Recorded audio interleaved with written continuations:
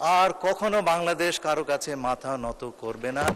আমরা নত জানু পররাষ্ট্রনীতির কবর রচনা করেছি। আপনারা নিশ্চয় লক্ষ্য করেছেন আমাদের মাননীয় প্রধানমন্ত্রীর সবল এবং সফল পররাষ্ট্রনীতির কারণে আজকে আমরা মেরুদণ্ড সোজা করে মাথা উঁচু করে দাঁড়িয়েছি।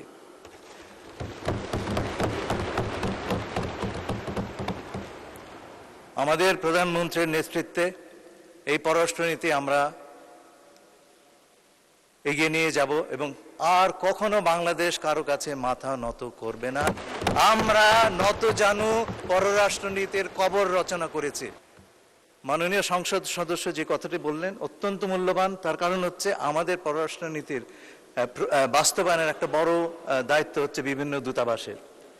15 বছর ধরে যেই দুঃশাসন চলেছে তাতে আমাদের পররাষ্ট্রনীতি আমাদের হাতে ছিল না একটা বড় অংশে, এবং আমাদের বিভিন্ন দূতাবাসের কাজকর্মের ব্যাপারে সরকারের কোনো আগ্রহ ছিল না। আমরা সেই জায়গা থেকে বেরিয়ে এসেছি।